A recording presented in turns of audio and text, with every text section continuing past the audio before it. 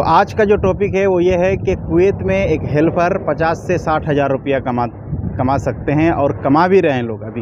अभी फ़िलहाल नेपाली, इंडियन और बांग्लादेशी भाई जो हैं वो लोग कमाते भी हैं 50 हज़ार, 60 हज़ार, 70 हज़ार रुपये तक महीने का कमाते हैं वो लोग, है ना। वो कैसे कमाते हैं मैं आपको बताता हूँ। देखिए यहाँ पे बहुत सारी कंपनी हैं, क्लीनिस कंपनी है ना, जो लोग काम कराती है सुबह 6 बजे से लेकर दोपहर के 2 बजे तक या 1 बजे तक काम कराती है। उसके बाद आपका काम ऑफ हो जाता है। वो सब बहुत सारी कंपनी हैं, जैसे कि निस्फ कंपनी है या फिर नज़्फ कंपनी है, इस तरीके का नाम करके क्लीनिस कंपनी बहुत सारी है कुवैत में, है ना। तो जो लोग क्लीनिस कंपनी में अगर आते हैं, है ना, तो उसकी जो सैलरी लगेगी वो सिर्फ 75 KD सैलरी लगेगी। कितना? 75 KD।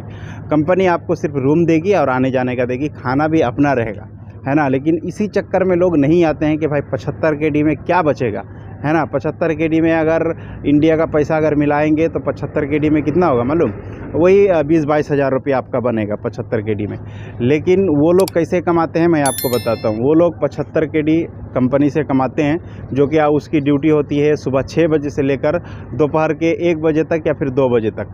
2 बजे तक ज़्यादा है, किसी कंपनी में 1 बजे तक ही खलास हो जाता है। अब उन लोगों की जॉब कहाँ रहती है? किसी हॉस्पिटल में, किसी सरकारी स्कूल में, या फिर क्या बोलते हैं कि स्कूल में, या फिर किसी मदरसा में, या फिर जैसे कि एयरपोर्ट वगैरह है, वो सब में उनका काम रहता है। उनको सफाई सुथराई करना पड़ता है, मतलब हर चीज़। क्लीनिस का मतलब होता है कि आपको पैखाना, बाथरूम, है ना, फर्श वगैरह सारा चीज़ आपको सफाई सुथराई करना पड़ेगा। झाड़ू भी मारना पड़ेगा, आपको पोछा भी मारना पड़ेगा। तो ये क्लीनिस कंपनी है। अब जो लोग क्लीनिस कंपनी में अभी हज़ारों लोग काम कर रहे हैं, हज़ारों लाखों लोग काम करते हैं, बांग्लादेशी, नेपाली, फिलिपीनी, इंडियन, बहुत सारे लोग काम करते हैं, है ना। तो वो लोग अदर्स करके कैसे पैसा कमाते हैं? वो लोग आउट करते हैं, मतलब दूसरी जगह पे फिर काम करते हैं। जैसे कि कंपनी का काम ख़त्म हुआ 2 बजे, फिर 2 बजे से वो लोग दूसरे कंपनी पे काम करते हैं रात के 8 बजे तक, 8 घंटा, 9 घंटा, है ना, या फिर 7 घंटा। इस हिसाब से पार्ट टाइम वो लोग काम करते हैं और उधर से उनको अच्छा पैसा मिल जाता है ना। उधर से उसको कम से कम 120, 130, 140, 150 KD तक उसको मिल जाता है पैसा। क्यों उनको ज़्यादा मिलता है? क्योंकि जो लोग पार्ट टाइम यहाँ पे काम करते हैं ना, उनको कंपनी को टेंशन नहीं रहता है कि ये तो पार्ट टाइम है, क्योंकि इसको ना गाड़ी देना है, ना रूम देना है, ना कुछ देना है। लेकिन जो कंपनी आपको खुद वीज़ा दे के बुलाती है तो उसको टेंशन रहती है, रूम देना पड़ता है, उसको इकामा लगा के देना पड़ता है ना, गाड़ी का ट्रांसपोर्टेशन उसको खर्चा उठाना पड़ता है, जिसकी वजह से उनका सैलरी कम रहता है। लेकिन अगर आप किसी कंपनी में या फिर किसी शॉप में कहीं भी अगर आप पार्ट टाइम करते हैं ना, तो वो ऐसा हुआ कि आप गए और काम करके आ गए, ना वो आपको इकामा लगा के देगा, ना आपका रूम देगा, ना आपका ट्रांसपोर्टेशन खर्चा भरेगा, है ना, जिसकी वजह से वो सैलरी ज़्यादा देते हैं। तो अगर किसी पार्ट टाइम में अगर 8 घंटा काम करके अगर आप 150 KD या फिर 160 KD या फिर आप 120 KD आप कमाते हैं, 120 KD उधर से हो गया, 75 KD इधर कंपनी का हो गया, तो 120 और 75 कितना हो गया, है ना, 200 KD के करीब हो गया, है ना।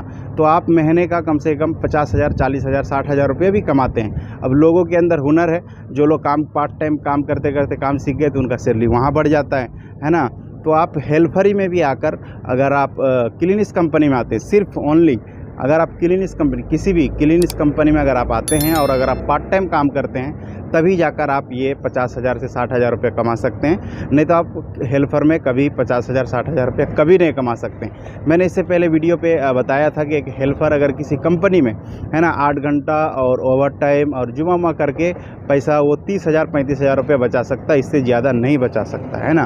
तो ये मैंने देखा है और मेरी कंपनी में बहुत सारे लोग आते हैं पार्ट टाइम करने के लिए, जो कि इंडिया के भी होते हैं, नेपाल के भी होते हैं, जो वो सब सारे क्लीनिस कंपनी में होते हैं। तो मैंने उनसे बात किया था और वो लोग बताते हैं कि ऐसा है, तो जिसकी वजह से मैं सोचा कि आपको ये जानकारी दे दूं, है ना। तो चलिए वीडियो को यहीं से ख़त्म करता हूं। वीडियो को ख़त्म करने से पहले आपसे एक छोटी सी रिक्वेस्ट है, अगर आप मेरे चैनल में नए हैं तो प्लीज़ इस चैनल को सब्सक्राइब कर लें, और अगर आप मेरे वीडियो को फेसबुक पेज में देख रहे हैं तो इस पेज को फॉलो करें, लाइक करें और शेयर भी कर दें। चलिए, थैंक यू, अस्सलाम वालेकुम।